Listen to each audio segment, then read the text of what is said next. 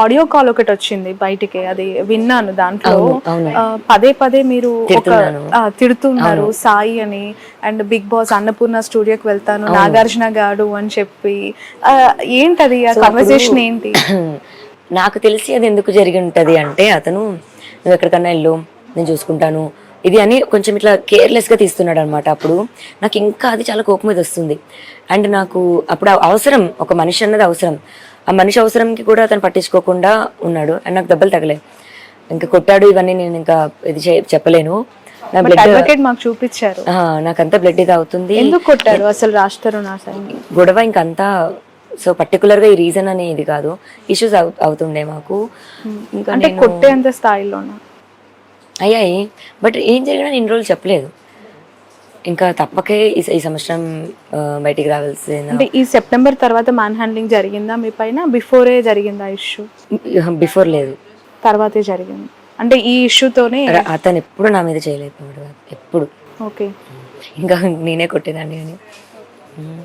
నాకంటే 6 months చిన్న కదా, నాకు కొంచెం హక్కుగా నేను ఎక్కువ తీసుకునేదాన్ని, కానీ వాడెప్పుడు కొట్టలేదు. బట్ మీ అడ్వకేట్ మీ పైన దాడి చేశారు అని చెప్పి కొన్ని ఫొటోస్ చూపించారు. జరిగింది అది. ఇష్యూస్ వల్ల మేము ఎక్కువ అయిపోయేవి. అంటే నేను I couldn't take that fact that he gonna leave me, నువ్వు పో అని అది తీసుకోలేకపోయేదాన్ని. ఇప్పుడు గొడవలో దీన్ని ఎగ్జాంపుల్ అలా మాట్లాడితే వాట్ డూ యూ మీన్ అన్నదానికి వెళ్ళిపో నువ్వు అన్న ఇది ఐ కుడెంట్ టేక్ దట్. అప్పుడు చాలా ఎక్కువ గొడవ పడే వాళ్ళం. Okay, what exactly Raj Tarun, Lavanya, తను మీరు చూసినప్పుడు ఉన్న రాజ్ తరుణ్ ఎలా కనిపించారు? ఈ ట్రావెల్ నెస్ట్లో ఇప్పుడు మీకు కనిపిస్తున్న రాజ్ తరుణ్ ఏంటి? అంటే ఇప్పుడు రాజ్ తరుణ్ మాల్వి కాదండి, అది మల్హోత్రా మాల్వి రాజ్ తరుణ్ అని పెట్టుకోవాలి. అలా అలా అయిపోయింది. ఒక మైండ్ ఒక బాడీయే వీడిలో కూడా ప్రవేశించి ఆమెలా చేస్తున్నాడు. ఓకే, ఎప్పటి నుంచి మల్హోత్రా ఇన్వాల్వ్ అయ్యింది? లాస్ట్ ఇయర్ జూన్ నుంచి అనుకుంటా అండి. నాకు తెలియడం అయితే సెప్టెంబర్ అప్పటికి తెలిసింది. ఓకే, అంటే వాళ్ళ రిలేషన్ ఎగ్జాక్ట్లీ మీకు ఏమని తెలుసు? అంటే దే ఆర్ ఇన్ టు రిలేషనా, లేదంటే ఫ్రెండ్లీగానే? ఫ్రెండ్లీగా అయితే అబ్జెక్ట్ చేసే మనిషిని కాదండి, ఎందుకంటే నేను కూడా చాలా ఫ్రెండ్లీ పర్సన్. ఎవరితోనైనా నేను, అది అమ్మాయి ఎవరివ్వండి అబ్బాయి ఎవరివ్వండి, నేను చాలా ఫ్రీగా ఉంటాను. ఒక ఫ్రెండ్షిప్ని నేను తప్పుడుగా చూపించైతే మాట్లాడను. ఇప్పుడు ఇంకేదన్నా ఉన్నా సరే మేబీ నాలో నేర్చుకొని ఉండేదాన్నేమో. దాని తర్వాత ఎఫెక్ట్స్ అన్నవి నాకు పడ్డం జరిగింది. నేను వెళ్ళిపోవాలి అని కోరుకుందామే, వెళ్ళిపోయేది రాజు ఇంకా నా దగ్గర డైరెక్ట్గా వచ్చి చెప్పలేడు కదా వెళ్ళిపోయేదాన్ని. మేబీ ఇండైరెక్ట్గా గొడవ పడ్డం, ఇండైరెక్ట్గా మాట్లాడడం. ఒకవేళ మాట్లాడితే వెళ్ళిపోద్దేమో, కొన్ని తిడితే వెళ్ళిపోద్దేమో, కొన్ని గొడవ పడితే వెళ్ళిపోద్దేమో. దీనమ్మ ఇది ఏంట్రా ఏం చేసినా పోవట్లేదు, ఆ స్టేజ్ వరకు వచ్చింది. మీరు ఫస్ట్ నార్సింగి పిఎస్లో కంప్లైంట్ చేశారు కదా, అందులో మీరు పెళ్లి గురించి మెన్షన్ చేశారా? చేయలేదు. అంటే ఇప్పుడు సాక్ష్యం అతను లేదు అని చెప్తున్నప్పుడు, పెళ్ళి కాలేదు అన్నప్పుడు అది నాకు అగెయిన్స్టే అవుతుంది, టు బి హానెస్ట్. సో కలిసి ఉన్నాము, రిలేషన్షిప్లో ఉన్నాము అన్నది నేను చెప్పాను. బట్ ఆ రోజు మీరు చెప్పిన వన్ మోర్ వాల్యుబుల్ థింగ్ ఏంటంటే, మీకు ఆ తర్వాత మళ్ళీ ప్రాబ్లమేటిక్గా అయ్యింది. నా దగ్గర ఎలాంటి ఆధారాలు లేవు అని చెప్పి మీరు చెప్పడం జరిగింది. బట్ ఈరోజు మీరు దాదాపు 200 పైచిలకు ఆధారాలు సమర్పించాను అని చెప్పి చెప్పడం జరిగింది. ఈ కొద్ది కాలంలోనే మీకు ఆధారాలు ఎలా పుట్టుకొచ్చాయి? ఇప్పుడు ఆధారాలు లేవు అంటే అక్షింతలు వేయడానికి మనిషి లేడు, లేకపోతే మంత్రాలు చదవలేదు, లేకపోతే రిజిస్టర్ చేయించలేదు,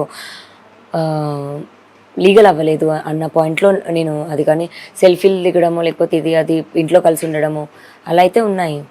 ఇప్పుడు అదే మరి మనిషి ఇక్కడే పక్కన ఉన్నప్పుడు అదే తాలిబొట్టేసుకొని ఉన్నాను నేను. ఇప్పుడు మేబీ ఇప్పుడు తీసేసి ఉంటానేమో, బట్ ఫస్ట్ 3 years అయితే నేను కంటిన్యూస్గా వేసుకున్నాను. Okay, right. ఎందుకు వచ్చింది ఈ గ్యాప్ అనేది? ఎక్కడ స్టార్ట్ అయింది, ఎందుకు వచ్చింది? లావణ్య చెప్పానండి, అందరికీ తెలిసిందే, మాల్వి మల్హోత్రా వాళ్ళు ఎగ్జాక్ట్లీ అదేనా? 100% ఒక రీజన్. నేను సెప్టెంబర్ లో తన గురించి తెలిసింది అన్నారు, అంతవరకు మీతో బానే ఉన్నారా? తను బానే ఉన్నాడు. ఓకే, ఏం చెప్పారు? రాజ్ తరుణ్ అడిగితే తన రియాక్షన్ ఏంటి? ఏమీ లేదంటాడు. ఇప్పుడు ఇక్కడ నుంచి నేను బయటకు వెళ్తున్నా అన్న మనిషి ఎక్కడికి వెళ్తున్నాడో కూడా నాకు తెలుసు, అబద్ధం చెప్తున్నాడు అని కూడా నాకు తెలుసు. సరే అయిపోతుందేమో, పోనీ ఎండ్ అయిపోతుందేమో, సరే సినిమా అయిపోయాక, షూటింగ్ అయిపోయాక ఇంకొక సినిమా వస్తే మేబీ మర్చిపోతాడేమో అన్నంత వరకు కూడా నేను ఉన్నాను. నాదేదో చూసుకుంటూ. బట్ నేనే పోవాలి అనుకోవడం తప్పు. అది యాక్సెప్ట్ చేయలేకపోయాను నేను. ఎందుకంటే నేను చాలా సాక్రిఫైసెస్ చేసుకున్నాను. నాది కూడా లేకుండా అతని బతుకు కూడా నేనే బతికేలాగా చేసుకొని, మోసమే అది, 100% మోసమే చేశాడు. నమ్మక ద్రోహమే చేశాడు. కట్టలేదు అని మీడియా ముందుకు వచ్చి చెప్తున్నాడు. చాలా తప్పది.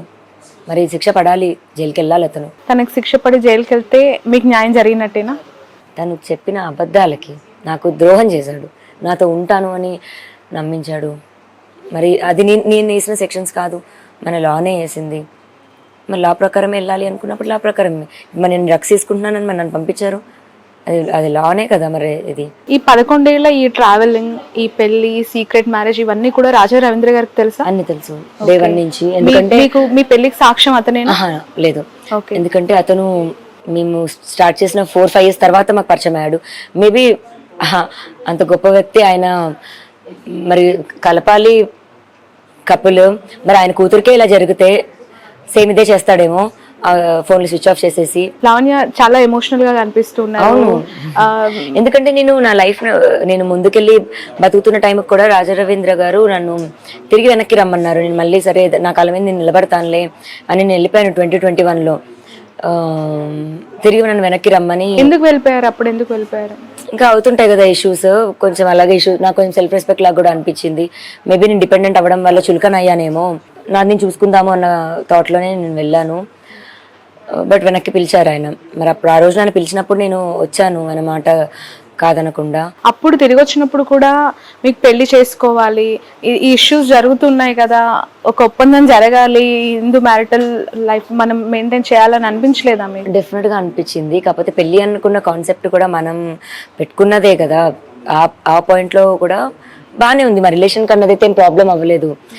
సో లాక్డౌన్ 2 సంవత్సరాలు అయిపోయింది. దాని తర్వాత నేను సెటిల్ అయ్యాక చేసుకుందామనో ఇంకా వెళ్తూ వచ్చింది అది, ఇంకా అంతే. ఓకే, మాల్వి మల్హోత్రాని మీరు కాల్ చేసి రిటర్న్ చేశారా? ఆవిడ మిమ్మల్ని కాల్ చేసి రిటర్న్ చేసిందా? ఈ అటు నుంచి ఇటు నుంచి అటు ఈక్వలెంట్ వైబ్రేషన్ ఏమీ లేకుండా నేను ఆమెను రిటర్న్ ఎందుకు చేస్తాను? ఫస్ట్ నేను మాట్లాడడం జరిగింది, వద్దు అని చెప్పడం జరిగింది. ఆమె ఏమీ లేదని అనేది నాకు స్లోగా కాల్ రికార్డ్స్ ఇవన్నీ దొరికేది. అసలు నేను మాట్లాడనే లేదు, ఎగ్జాంపుల్ నేను మాట్లాడనే లేదు అని అంటది. అతని ఫోన్లో ఇప్పుడు మాట్లాడుతున్నప్పుడు ఫోన్ మాట్లాడుతున్నాడు, వెంటనే తర్వాత నెంబర్ డిలీట్ చేయడము, అలా డౌట్ అలా వస్తుంటుంది స్లోగా. C we can catch them, you know it. అట్లా దొరికేసేవాడు. అబద్ధాలు చెప్పుకుంటూ వాళ్ళ ఊపిలో వాళ్ళే పడ్డారు. కొట్లాడేది నాతో, ఏమి లేదు అని కొట్లాడేది, ఉంది అని నేను చూపించేదాన్ని. ఇంకా అలా స్టార్ట్ అయింది, మాకు థ్రెట్ లాగా అయింది ఇంకా. And she told me that ఇంకా నేను వదలను అబ్బాయిని అని. ఆమె ఎవరు అసలు వదలకపోవడానికి?